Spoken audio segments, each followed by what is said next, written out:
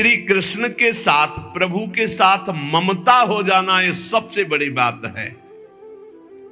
और उस ममता का स्वरूप प्राण वल्लभ श्री कृष्ण, प्राण वल्लभ, प्राणों से भी अधिक प्रीतम हमारे प्यारे हैं। प्राण देना पड़े तो ऐसे पुष्प की तरह दे दे। अपने सारे सुखों को भूलकर अपने प्यारे के सुख में मगन होना, इसे प्रेम कहते हैं। ढूंढो अपने हृदय में कहां प्रेम है।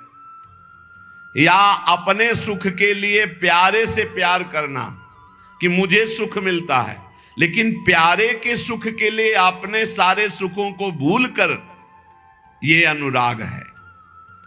अपने सुख दुख की परवाह नहीं, प्यारे की इच्छा में इच्छा मिलाकर उनकी आज्ञा पालन करना। ये दुष्ट स्वभाव वाले नहीं समझेंगे ये बात। उनको अपनी वासनाओं की पूर्ति चाहिए, अपनी इच्छा की पूर्ति चाहिए, नहीं समझेंगे। सत्संग का रंग जब चढ़ेगा तो अपने सुख दुख की परवाह भूलकर अपने प्यारे की आज्ञा में चलना, प्यारे की इच्छा पूर्ति करने की भावना रखना,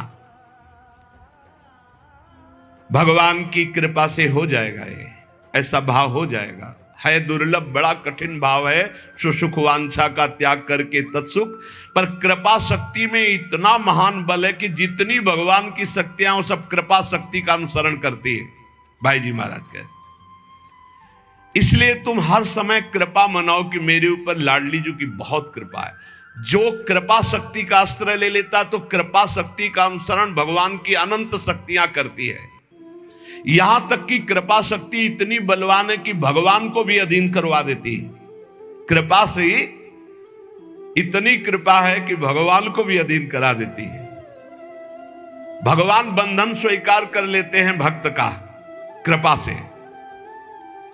इसलिए भगवान की जितनी कृपा मनाते रहोगे उतना ही आपको अनुभव होता रहेगा कि आपकी अध्यात्म उन्नति हो रही। बहुत बड़ा ये शब्द है कृपा। इसका परिचय साधना में, जब अहम ग्रह साधना थी तब परिचय नहीं था।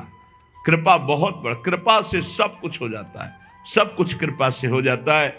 बस हर समय अनुभव करते रहो। श्रीमद् भागवत में लिखा है कि श्लोक में अर्थ है उसका ये है कि जो हर समय भगवान की कृपा मनाता रहता है, जो दुख सुख आता है उसे भोग लेता है और भगवान की स्मरण में तन्मय रहता, कृपा मनाता, बड़ी कृपा। दुख आया तो बड़ी कृपा, सुख आया तो बड़ी कृपा, विपत्ति आई तो बड़ी कृपा, संपत्ति आई तो बड़ी कृपा। तो वो भगवान को ऐसे प्राप्त हो जाता है जैसे पिता की प्रॉपर्टी पर पुत्र का स्वयं अधिकार हो जाता है, ऐसे भगवत प्राप्त हो जाता है।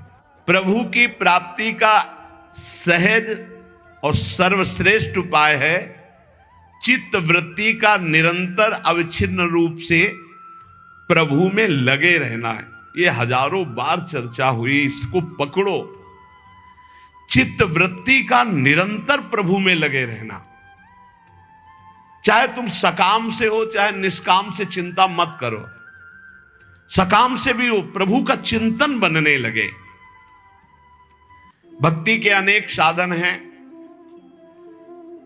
बड़े बड़े महापुरुषों ने, ऋषियों ने, ब्रह्म ऋषियों ने भगवत प्राप्ति की बड़ी साधनाएं बताई है, व्याख्याएं की है। यहां उत्तमा भक्ति का क्या स्वरूप है, बहुत समझने का विषय है। सर्वोत्तम भक्ति का क्या लक्षण है। जो सौंदर्य माधुर्य निधि बड़े बड़े महात्मा, बड़े बड़े ब्रह्मज्ञानी तपस्वियों के भी मन को बरबस खींच लेते हैं। बड़ी अद्भुत रूप माधुरी जिनकी है, अनंत प्रभुता है जिनकी, अनंत ऐश्वर्य है जिनके।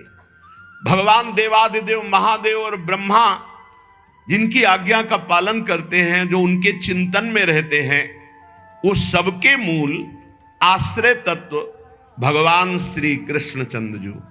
श्री कृष्ण की रुचि में रुचि मिलाकर कैसे जानेंगे श्री कृष्ण की रुचि क्या है।